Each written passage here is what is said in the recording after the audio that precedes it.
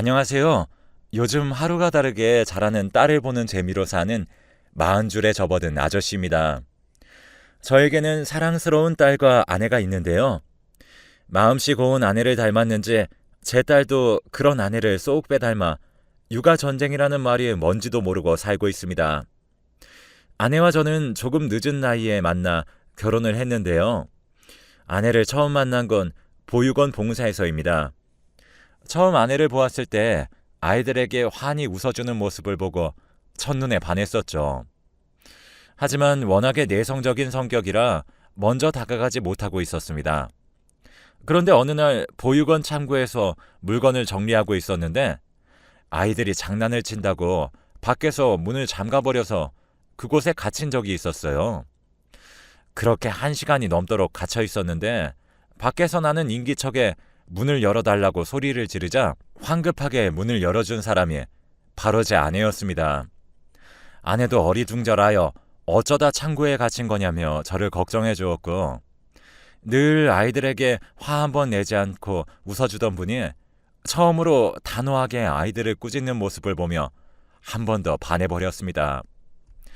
아내는 그 보육원에서 자라 성인이 되고 다른 직장을 다니면서도 주말이면 본가에 돌아오는 기분으로 보육원으로 와서 일손도 도우며 시간을 보낸다고 하더라고요. 저를 창고에서 구해준 이후로 보육원에서 만나면 인사도 하고 가볍게 이야기도 나눌 정도로 가까워졌습니다. 저는 거기에서 더 나아가 여자분과 사귀고 싶었지만 차마 부끄러워서 입 밖으로 꺼내지는 못하고 눈치만 반년을 넘게 봤습니다. 아내도 마찬가지로 연애는 한 번도 안 해봐서 연애 쪽으로는 저보다 훨씬 더 부끄러움이 많았습니다. 하지만 저희가 서로에게 마음이 있는 건 주위 사람들 눈에도 보였는지 보육원 아이들마저도 저희를 보면 사귀는 거 아니냐며 놀려댔습니다. 저희 둘 다 얼굴만 빨개진 채로 아니라고 손살에 칠 뿐이었어요. 그 광경을 보던 보육원 원장님은 그저 재미있으시다는 듯이 웃으시며 그럼 언제쯤부터 사귈 예정이냐면서 한술 더 뜨셨었죠. 그런 놀림을 받는 것도 조금 익숙해질 때쯤 겨우 용기를 내어 제가 먼저 아내에게 고백을 했습니다. 아내는 처음에는 이런 적은 처음이라 어떻게 해야 할지 모르겠다며 제 눈도 못 마주치다가 땅바닥에 시선을 고정한 채로 개미가 기어들어가는 목소리로 자기도 좋다고 했습니다. 그 당시 저희 나이도 그리 적지 않았지만 둘 다 연애 경험이 거의 없다시피 했으니 모든 것이 조심스러웠습니다. 제대로 된 연애는 해본 적이 없었지만 아내와 만나면서 제 평생의 짝이라는 생각이 들었습니다. 아내도 같은 생각이었는지 연애를 시작한 지 3달 만에 결혼하자는 이야기가 나왔습니다. 저는 당연히 거절할 이유가 없었고 아내도 나쁘지 않다며 오히려 자기도 얼른 결혼해서 자기의 가정을 이루고 싶다고 했습니다. 아무래도 아내는 어렸을 적부터 자신의 가정을 이룬 적이 없으니 가족이 주는 편안함과 애정에 목말라 있었을 수도 있었죠. 그런데 부모님에게 인사를 드리러 갈 날짜가 잡힌 후부터 아내는 혹시 자신이 고아라는 이유로 저희 부모님이 결혼을 반대하시진 않을까 걱정을 하기 시작했습니다. 그렇게 살이 쏙 빠진 채로 저희 집에 온 아내는 생각보다 좋아 보이는 집에 조금 놀란 듯 했습니다. 사실 아버지가 크게 사업을 하고 계셔서 어릴 적부터 금전적으로는 부족함을 느껴본 적이 없을 정도였어요. 아버지는 제가 그 사업을 물려받길 원하셨지만 저는 그럴 만큼 통이 큰 사람이 아니라는 생각이 들어 아버지가 이따금씩 사업을 물려받았으면 한다는 회유에도 거절로 일관하며 중소기업에서 일하고 있었기 때문에 아내는 저희 집을 보고 놀랄 수밖에 없었죠. 밖에서 본 저는 그다지 부유해 보이지도 않았고 평범한 소시민이었으니까요. 식사를 하는 동안에는 아내의 부모님에 대한 이야기가 오가지 않았고 분위기도 화기애애하게 흘러갔습니다. 부모님도 제 아내를 썩 마음에 들어 하시는 눈치였고 아내도 부모님에 관한 이야기가 나오지 않자 처음보다는 덜 긴장한 듯 보였습니다. 그런데 식사 후 커피를 마시면서 제 어머니가 부모님은 뭐 하시는 분이길래 이렇게 아내가 잘 자랐냐고 물으셨습니다. 아내는 그 질문에 얼어붙어 버렸고 눈치를 보며 사실은 저와 만난 그 보육원에서 자란 고아라며 자기의 부모님은 그 보육원 원장님이나 다름없다고 대답했습니다. 그러자 그때까지의 분위기는 온데간데 없이 싸하게 얼어붙는 것을 느꼈습니다.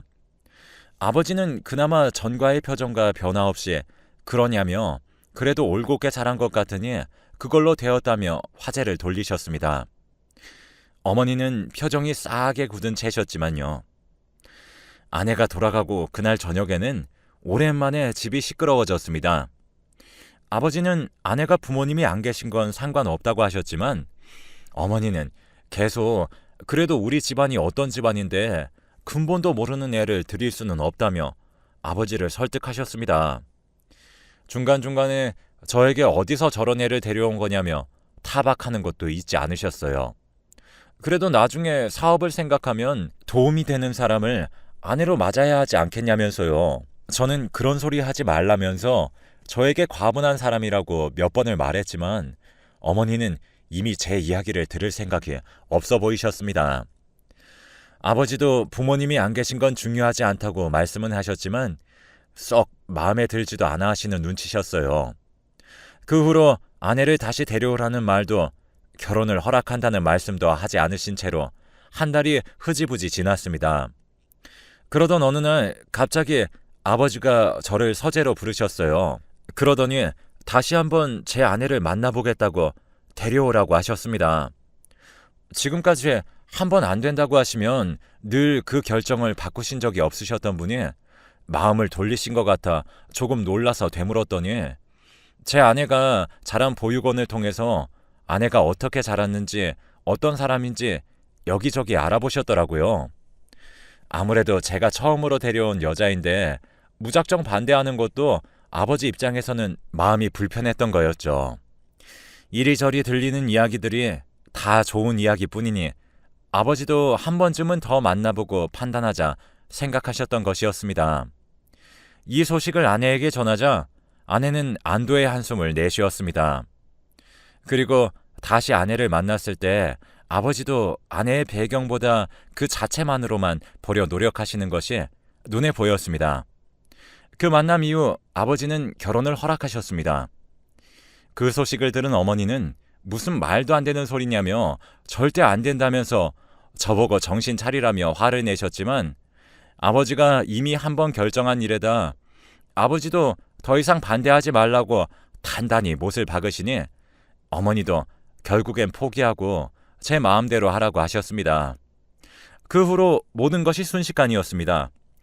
허락만 떨어지는 결혼을 준비하는 건 순식간이었습니다. 아내와 저는 모두 크게 결혼식을 하는 것보다는 소소하게 가족끼리 식사하는 것으로 대체했습니다. 집은 제가 원래 살던 회사 근처에 작은 아파트가 있어서 그곳에서 살림을 합쳤습니다. 막상 결혼을 하고 나니 그렇게 반대하시던 어머니도 아내를 예뻐해 주셨어요. 매일 집에 들러 반찬을 가져다 주시고 가구는 새로 바꿔야 하지 않냐며 새로 가구를 들여주시기도 하며 결혼 생활은 모두 순조로웠습니다. 심지어는 결혼한 지 1년도 채 지나지 않아 아내는 임신을 했습니다. 나이가 나이니 혹시 아이가 잘 들어서지 않을까 걱정이 이만저만이 아니었는데 임신을 계획한 지 2달 만에 아이가 들어서자 저희 집안은 당장 잔치라도 열 기세였습니다. 제 동생과 재수 씨도 그때 아이를 가지고 있었던 상태라 집에 겹경사라며 주위 사람들이 입을 모아 축하해 주셨었죠. 하지만 나이 때문인지 아내는 임신 중독증에 걸려 살이 임신 전보다 2배가 쪘습니다. 날씬하게 몸매를 유지하는 재수 씨와는 완전히 딴판이어서 둘은 곧잘 비교 대상이 되었습니다. 개월 수는 재수 씨가 더 많이 나가는데 왜 살은 제 아내만 찌냐면서 어머니는 장난식으로 말씀하셨지만 아내는 그 말에 늘 상처받아 집에 돌아오면 이불을 푹 뒤집어 쓰고 이제 아무것도 먹지 않겠다며 고집을 부리기도 했습니다. 아무리 요즘에는 나이가 많은 산모들이 늘고 있다고는 하지만 30대 후반이 되어서 아이를 가지고 지켜내는 것은 쉽지 않은 일이었습니다. 병원에 갈 때마다 임신 중독이 의심된다면서 의사 선생님이 주의를 주셨었는데 결국엔 임신 5개월 차에 임신 중독증을 진단받았습니다. 태아에게도 안 좋은 영향이 갈 수 있으니 하루 종일 옆에서 아내를 케어해 주어야 했지만 그 당시 회사의 사정이 너무 안 좋아져서 저도 매일같이 야근을 하고 집에서는 잠만 겨우 자고 다시 출근하는 지경이었습니다. 아내는 잠시만 움직여도 피로감을 느끼고 엎친 데 덮친 격으로 시력까지 점점 저하되어 갔습니다. 평생 안경 한번 써보지 않았던 아내는 이제 지나가는 간판도 겨우 읽을 수 있는 수준으로 시력이 나빠져 갔습니다. 이런 와중에 집에 혼자 있게 하려니 걱정이 이만저만이 아니라 결국엔 저희 본가에서 잠시 지내기로 했습니다. 집에는 어머니뿐만 아니라 둘째네도 살고 있었고 일하시는 분들도 많으시니 집에서 혼자 사고를 당한 일은 없겠다 싶어 그나마 마음이 놓였습니다. 그런데 한 번은 퇴근을 하고 집에 돌아오니 집이 난장판이 되어서 아내가 소리를 고래고래 지르고 있었습니다. 어찌나 격하게 몸싸움을 한 건지 어머니와 아내 그리고 그 싸움을 말리는 것처럼 보인 재수 씨마저도 얼굴이 엉망진창이었습니다. 아내는 흥분을 감추지 못한 채로 어머니에게 욕을 한 바가지 퍼부어댔습니다. 처음 보는 아내의 모습에 저도 당황하여 급하게 아내를 방으로 데리고 들어갔지만 아내는 여전히 씩씩거리면서 어머니와 재수 씨가 자기와 아기를 죽이려고 한다며 소리를 질렀습니다.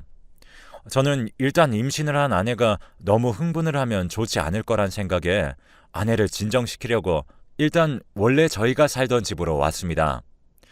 아내는 집으로 오는 길 동안에도 펑펑 울다가 화내다가를 반복하다가 집에 도착하자 기절하듯이 쓰러져 잠에 들었습니다. 일단은 저도 무슨 일인지 상황 파악을 해야겠다 싶어서 아내를 침대에 재우고 다시 본가로 돌아갔습니다. 그러자 어머니와 재수 씨가 달려나와 제 아내가 이상한 것 같다며 그동안 제정신인 사람인 척 연기한 게 틀림없다고 했습니다. 제가 무슨 일인지 차분히 이야기해 달라고 하고 이야기를 들어보니 임신 중독증을 진단받은 이후로 아내가 많이 예민해지고 어머니나 재수 씨에게도 안하무인이었다고 합니다. 저도 아내가 그 후로 조금 예민해졌다고 느끼곤 있었지만 도대체 얼마나 심하게 행동을 한 건진 가늠이 가지 않았습니다. 그런데 이야기를 들을수록 입이 떡 벌어져 다물어지지가 않았어요. 이야기 속 아내는 완전 폭군이 따로 없었습니다. 어머니와 재수 씨가 임신에 좋다는 약이나 음식을 들고 와서 나눠주면 자기 체중 관리해야 하는 건 모르냐면서 아무리 몸에 좋은 음식이라도 지금 먹으면 살쪄서 아기에게 안 좋다고 하다가도 자기에게 그 음식을 또 주지 않으면 자기들끼리만 좋은 걸 챙겨 먹는다면서 그렇게 소리를 지르고 화를 냈었다고 합니다. 거기다가 조금만 화가 나면 같은 임산부인 재수 씨의 배 쪽으로 물건들을 집어던진 일도 한두 번이 아니라고 했습니다. 이야기를 들으면서 설마 하는 마음이었지만 재수 씨까지 어머니와 함께 입을 모아서 아내를 모함할 이유는 없었으니 그 말을 믿을 수밖에 없었습니다. 다음 날 아침이 밝고 저는 밤을 꼴딱 새고 회사에 연차까지 쓰고 아내가 있는 집으로 가 아내가 깨어나기만을 기다렸습니다. 눈을 뜬 아내는 평소와 같이 차분한 말투로 어제 일에 대해서 설명하기 시작했습니다. 사실은 그동안 제가 없을 때면 재수 씨나 어머니나 자기에게 몸에 좋다는 음식을 들고 왔었는데 그 음식을 먹고 나면 유독 속이 안 좋고 자꾸 헛구역질이 나오고 심지어는 먹는 족족 다 개워낼 때도 있었다고 합니다. 그러다 보니 더 예민해졌었다고요. 특히 어머니네로 들어간 후에는 꼭 아내를 방에서 쉬게 했는데 방에서 쉬다가 밥을 다 차리고 나서 저희 아내를 불렀다고 해요. 처음에는 몸둘 바를 몰라서 수저라도 놓으려고 하니 어머니가 정색을 하시면서까지 방에 있다가 자기가 부르면 나오라고 하셔서 어쩔 수 없이 그랬는데 한 번은 화장실에 다녀오다가 어머니가 다 차려진 자기 밥그릇에 가루약 같은 걸 뿌리고 섞는 걸 보았다고 합니다. 그날부터 뭔가 이상함을 느낀 아내는 어머니가 주시는 걸 다 먹지 않았다고 해요. 그 후로는 오히려 몸이 더 가뿐해지는 걸 느꼈다고 합니다. 그 이야기를 들은 저는 혼란스러웠지만 아무리 생각해도 어머니나 재수 씨가 그럴 이유는 없다고 생각했어요. 심지어 어제 아내가 휘두른 손찌검에 어머니와 재수 씨가 엉망으로 다친 걸 봤으니 더더욱 아내를 믿지 못했습니다. 몇 번이나 그게 사실이냐고 물었고 아내는 억울하다는 듯 사실이라고 했지만 믿음이 가지 않아 결국엔 일단 아이를 낳을 때까지는 혼자 집에서 지내라고 했습니다. 차마 저도 그 집에서 아무렇지 않게 지낼 자신이 없었습니다. 아내를 도와줄 사람을 부를 테니 그동안은 제가 본가에서 가서 지내겠다고 했습니다. 아내는 처음에는 왜 자기 말을 믿지 않냐며 화도 내고 울고불고 했지만 제가 묵묵부답으로 제 남은 짐을 싸고 있으니 그냥 가버리라고 했습니다. 그 후로 아내와 저는 원래 부부가 아니었던 사람들처럼 연락도 하지 않고 지냈습니다. 그런데 아내에게 새벽에 전화가 왔습니다. 평소엔 연락도 없다가 새벽에 연락이 오니 덜컥 겁이 나서 허겁지겁 전화를 받았습니다. 수학이 넘어 아내는 고통에 신음하며 양수가 터진 것 같다면서 자기가 너무 아파서 꼼짝도 못하겠다면서 구급차가 와도 문도 못 열어줄 것 같다고 얼른 와서 자기를 병원에 데려다 달라고 했어요. 그 말을 듣고 저도 혼비백산해서 집으로 단숨에 달려가 아내를 병원에 데려갔습니다. 집에 갔을 땐 이미 아내는 정신을 잃기 일보 직전이었습니다. 다행히 병원에 가자마자 수술을 통해서 아이는 잘 태어났습니다. 예정일보다 한 달이나 일찍 태어나 몸이 남들보다 약하긴 했지만 그래도 크게 아픈 곳은 없어 다행이었습니다. 한 달 만에 본 아내의 얼굴은 안쓰럽게 그지 없었습니다. 아내는 정신을 차리자마자 엉엉 울면서 아이는 괜찮냐며 먼저 걱정했습니다. 아이가 태어났다는 소식에 아내가 자란 보육원 원장님과 아버지도 병원으로 달려오셨습니다. 아버지는 제 아내의 손을 잡으시더니 그동안 고생이 많았다면서 이제 그럴 일은 없을 거라고 하셨습니다. 제가 무슨 말인가 싶어 아버지를 보자 아버지는 제게 호통을 치시며 하나뿐인 아내도 제대로 지키지 못하는 녀석에 아이라곤 어떻게 키워내겠냐며 저에게 가장의 자격이 없다고 하셨습니다. 아내는 그런 저희 아버지를 보며 눈물을 흘리고만 있었고요. 알고 보니 저에게 거짓말을 한 것은 아내가 아니라 어머니와 재수 씨였습니다. 아내 말대로 살찌는 약을 섞어 매번 아내에게 가져다 주었고 아내가 임신 중독증에 걸려 아이를 유산하게 할 심산이었던 겁니다. 하지만 어머니와 재수 씨가 그럴 만한 이유를 전혀 이해할 수가 없어서 아버지에게 그게 무슨 소리냐며 어머니가 그럴 이유가 없지 않겠냐고 되받아쳤습니다.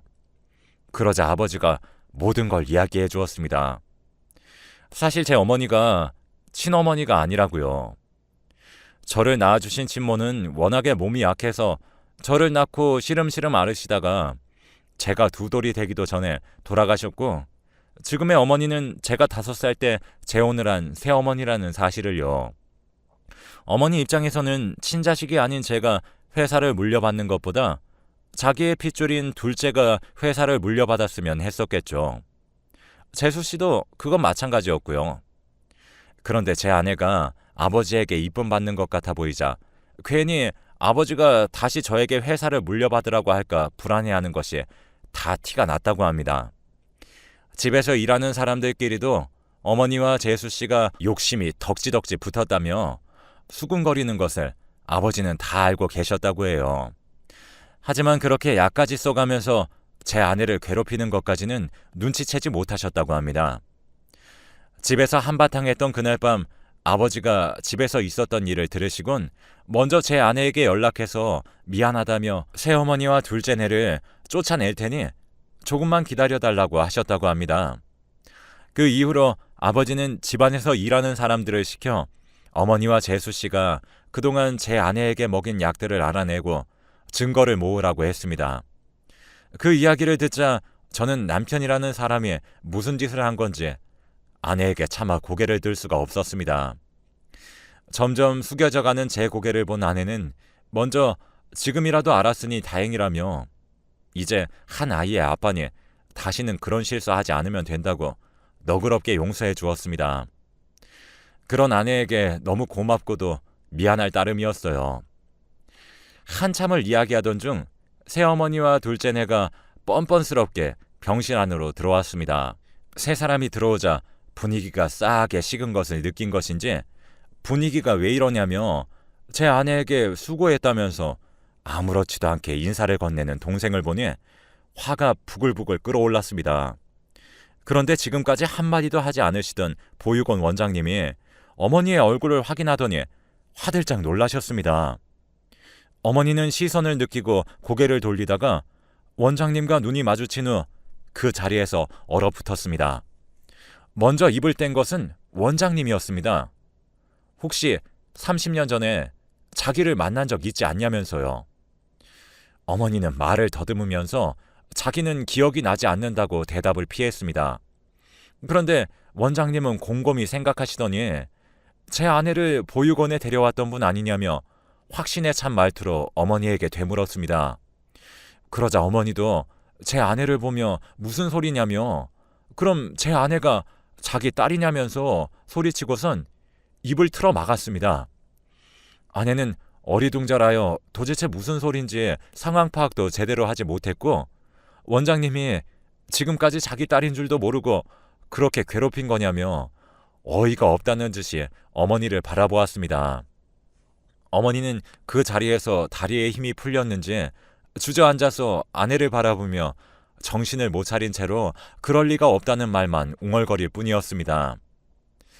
아내는 처음에는 조금 충격을 받은 듯 했지만 자기는 그냥 평생을 고아로 살겠다며 자기에게 어머니는 보육원 원장님밖에 없다고 못 박았습니다.